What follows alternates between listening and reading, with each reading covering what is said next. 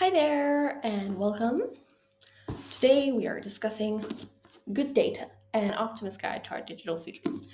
Okay, but before we get into this, welcome to this week's episode of The Data Dragons, where we talk about all things data related.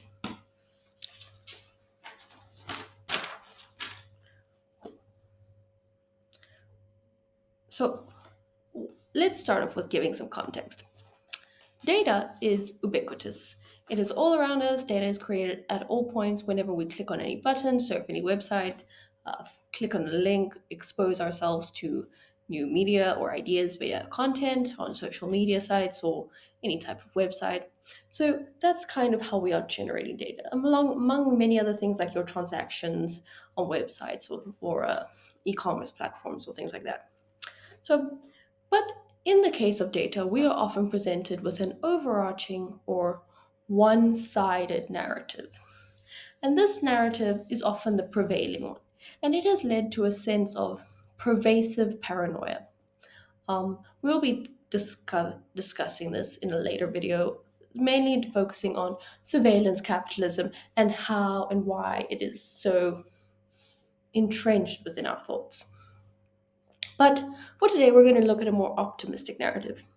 And for that, we're going to start off by thinking about um, what is probabilistic inference. So, probabilistic inference, essentially, it's a good guess, but it's when you take, and this is part of the mechanism that powers Facebook ads, etc., but it's when you make an educated guess on somebody based off a little bit of information. So, for example, if you had a sunflowers in your house, like I currently do, you could infer that I like sunflowers, or that I like having fresh flowers in my house, or that I'm continually looking for flowers.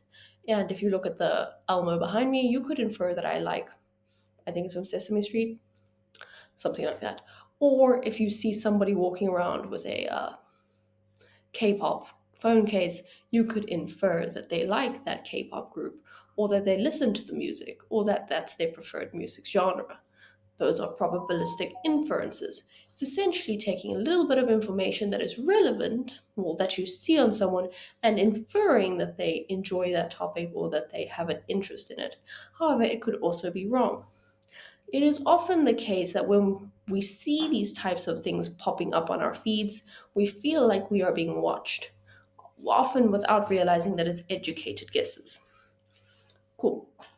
So now, when and this author, Sam Gilbert, discusses partly his experience within being a marketing expert within the insurance agencies and various other uh, sectors, but he mainly focuses on his insurance experience. And at one point, he discusses his time with Bought by Many and when he was uh, basically trying to find a way to sell travel insurance to diabetics or those living with diabetes.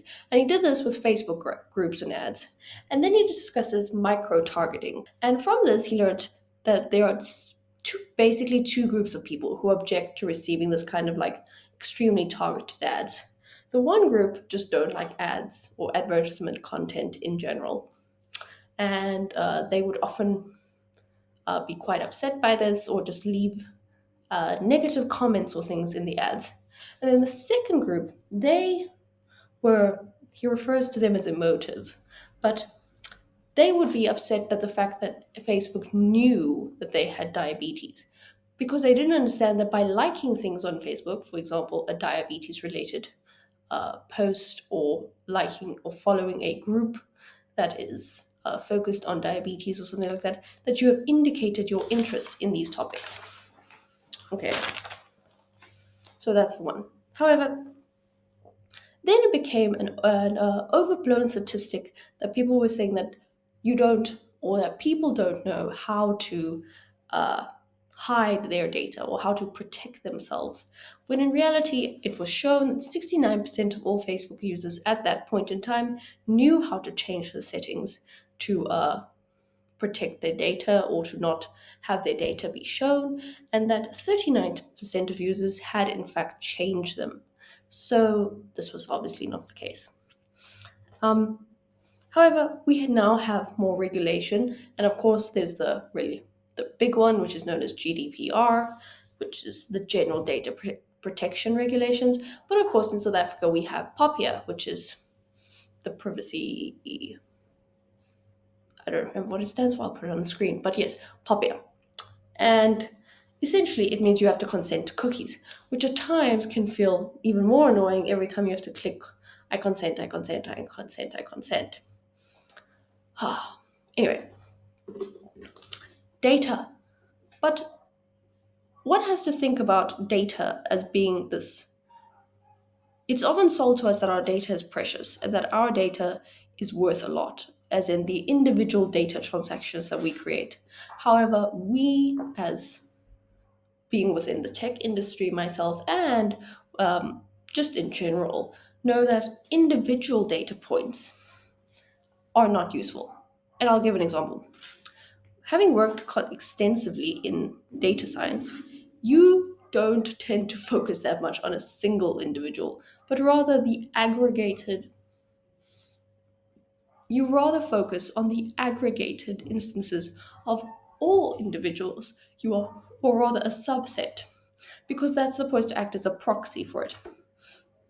And so there is this data as oil argument, or this data as being an input where you can make tons of money off this data and people should give you the proceeds, or at least a part of the proceeds for this money.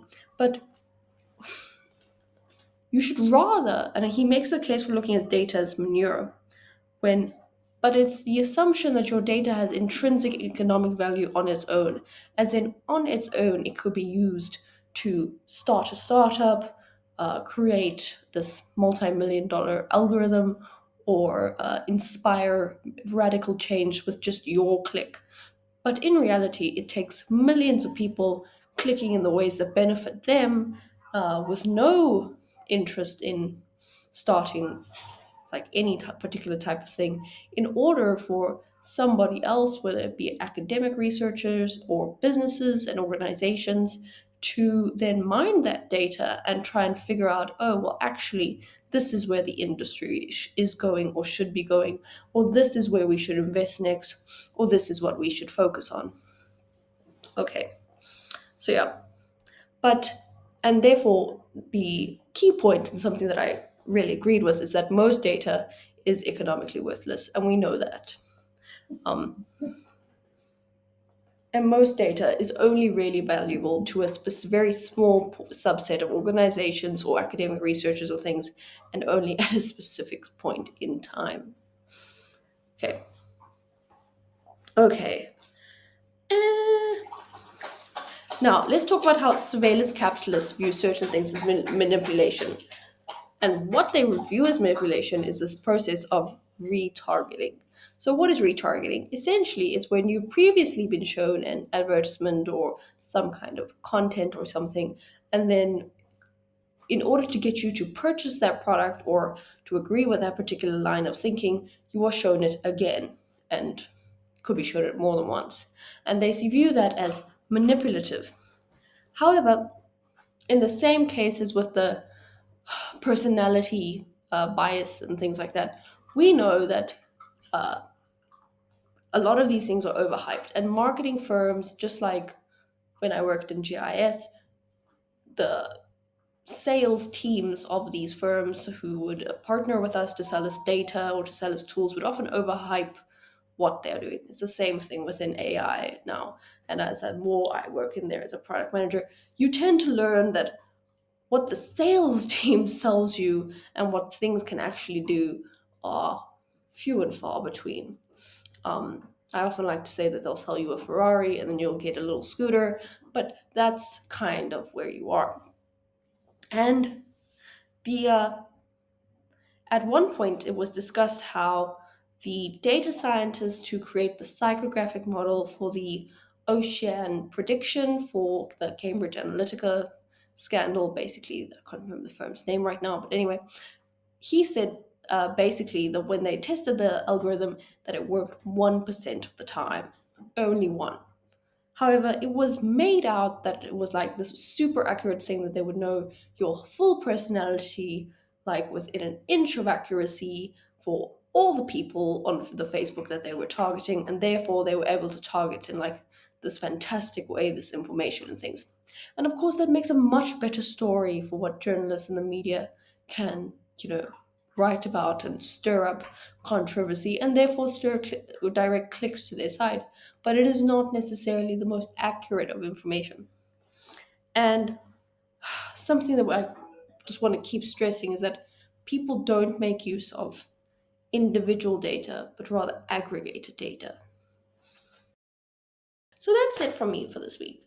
Um, Open data is something that we need more of. We need more search intelligence. We need to be able to get to a point where we have the data available at all times, where we are able to showcase um, just for academic research or even for business research and things, to be able to showcase where we are going and what the industry trends are, and to make informed decisions that ultimately better enable our world to move at a faster pace. Well, in terms of like if it, getting the right results at the right time, and to ensure that we are all working on the best things and to not have data hoarded. But it's also about aligning ourselves and about telling the truth, and those things are what matter.